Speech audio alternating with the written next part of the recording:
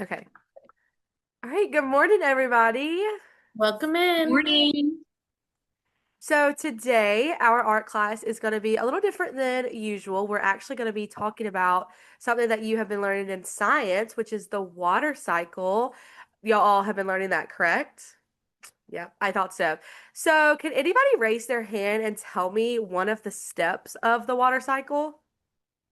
Very good, evaporation. What about another step? Does anybody know?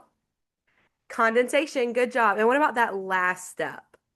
Precipitation, very good. So today we're going to focus mainly on precipitation. Can anybody tell me what is precipitation?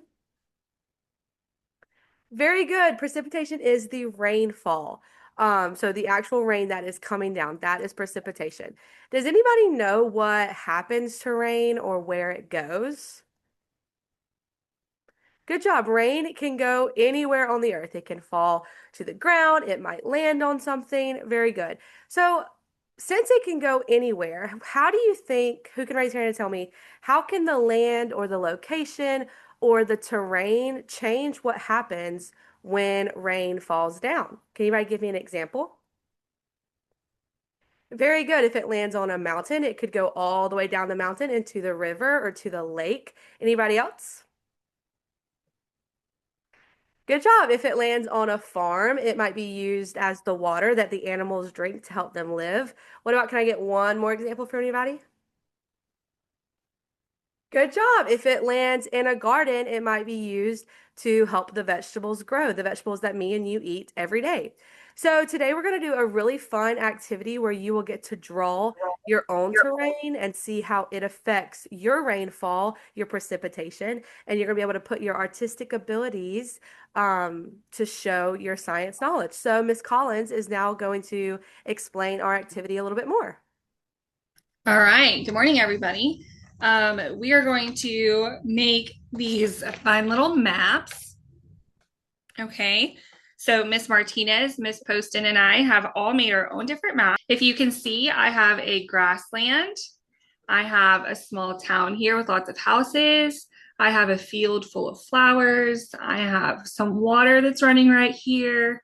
And then I have a mountain range. And if you can tell, my paper's kind of folded together to include the bumps for the mountains right here. Okay, so each of our maps are a little bit different. And what we're going to do is you guys are going to be provided a piece of paper, markers, paint, crayons, and you're going to be able to make your own maps. You can choose to make your neighborhood, you can make the school, you can make mountains and grasslands and houses and flower fields like I have done here. You can make a cute little mountain like Miss Martinez has. You can use the felt pens like Miss Poston has, and she has made different fields with trees and stuff. And we talked about how it can run off into farmland to help with vegetables. So you can make your map however you want. And then we have three different ways that we're going to represent rainfall. So I have a little bottle that will mist your paper. And so it's just mist, which when we have precipitation, it doesn't always just fall right down all the time. So we have heavy rainfall, we have mist, and we also have like regular everyday rain, right? So, well, not every day, but the rain that we would normally receive, just regular rainfall. It's not going to like puddle or flood or anything like that. So we have a drizzle, we have light rain, we have heavy rains. And so we have different ways to represent that, and you'll get to choose what you want to do. So you're going to be able to do all of that on your maps, but right now we're going to go ahead and show you on our maps the way different types of rain, different types of precipitation are going to affect our map and the pathways that the water will take on our maps. I have my mountains and my water and my grasslands, and I have my flowers, and I have my little town. And I'm going to take my mister and I'm going to mist. It is raining over here. All right. Now, You see, everything on mine stayed pretty intact. Okay, I'm having some runoff. Some of mine is smearing. Okay, but most of it is staying right where it is. This is kind of going to be our normal rain because nothing is really crazy. It's just a little bit damp, a little bit wet, but nothing crazy has happened on my map. It hasn't really flooded the town or anything. It's really just kind of helped everything to stay wet and to absorb the water that it needed. And the mountains here are having some runoff, you see. You see how my marker is smearing? And that's going to be because the mountains have a different elevation. And so that water is sloped and it's going to run more than it did on this flat water or the flat grasslands that are going to stay nice and green and beautiful because it just got water, and these homes that just got some water on them. Okay, Miss Poston. So my drawing, I also have some crumbled up mountains over here on the edge, and then I have below the mountains a little river that leads into this lake.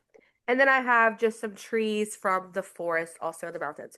So what I'm going to be using is my syringe that is full of water, and it's going to come out a lot harder than Miss Collins did because this is going to kind of represent like when it's pouring down rain. It's raining super hard. So I'm just going to kind of do it and show it.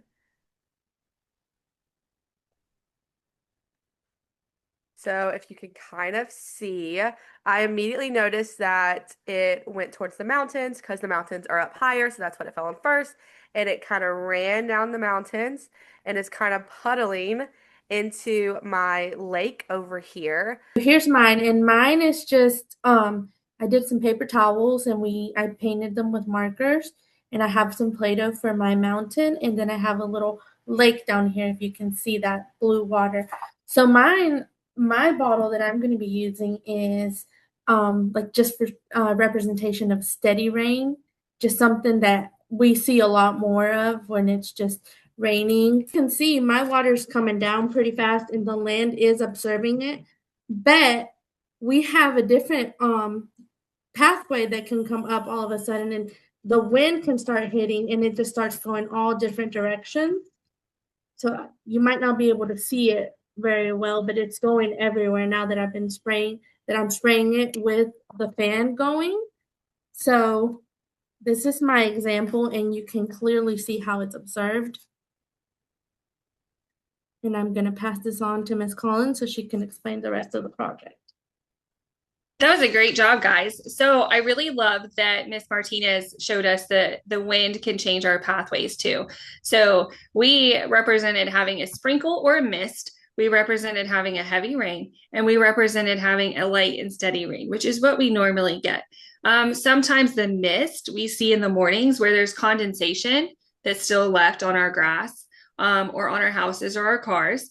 Right now it's cold and we're expecting this big ice storm. So we're going to see things like the ice, or we have to start our cars early because there's still that mist that is on our cars, but it freezes. So the wind also is another factor that can blow our precipitation, and it can change how our maps absorb or direct the water. So now, if you guys are ready, each of you are going to create your map. And then when you're ready, you'll raise your hand, and one of us will come to you, and you'll be able to decide what type of water you would like for your map. And we'll be able to make it rain or precipitate on your map. And then we will see how everybody's maps took different pathways and different directions and what happened to the areas that they're displaying with the precipitation. All right, so at this time, we would pause. In a real classroom setting, we would be walking around, we would be complimenting their work, and we would be asking any like questions to get them thinking and engaged in why they're creating their maps the way that they are, and get them thinking about what kind of precipitation they want their map to have and what they think is going to happen with that precipitation. Job on your map. I see that you're adding some mountains and you're adding some water, some lakes. Let's see what else we can think of. I'm going to be right back to check on you. So I noticed that everyone in this group right here, y'all all drew something a little different. Over here we have a little beach with some sand in the ocean. Then over here we have some mountains. So what do you notice about each of the rain? How did it react different to yours versus yours? Very good. I agree. I like how y'all all did something a little different. Oh, I noticed that you added some texture on your mountains. I love that you were folding your paper to make little peaks. How do you think that's going to affect their rain runoff?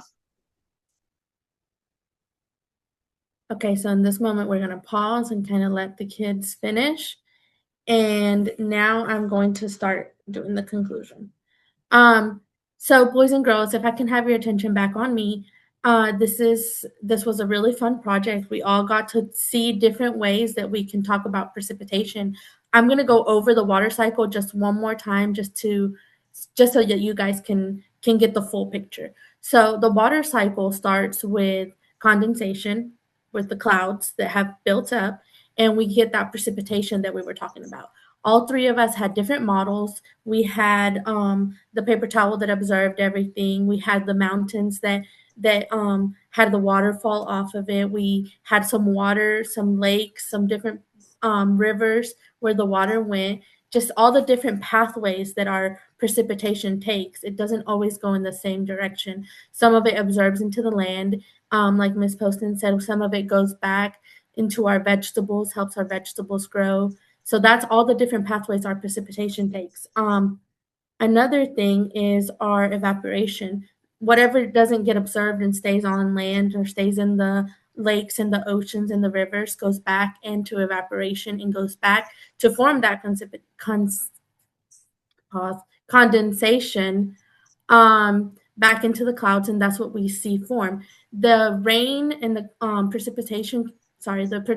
precipitation can come down in many forms. Like we were talking about earlier, right now with the storm, we're going to see it come down as maybe snow, maybe ice. We can have different forms of rain. We can have light, moderate rain. We can have a thunderstorm. We've all experienced thunderstorms where it comes down really, really, really hard.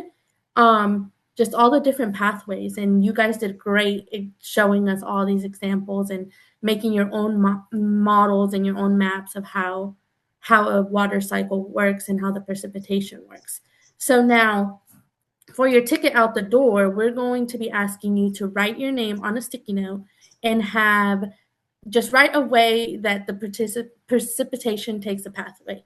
Just what pathway you chose with your model, what pathway it took, so that we can see that you understood the assignment. And that will be your ticket out the door as we dismiss. We hope you enjoyed our water cycle lesson today with a focus on art and that you were able to learn a little bit different, being able to watch your art change as it precipitated. Y'all all did such a very good job showing us different pathways that your precipitation could take. Y'all were all very creative, and we love seeing all of them. We hope you all have a great week and stay safe and warm out there. See you next class. Bye.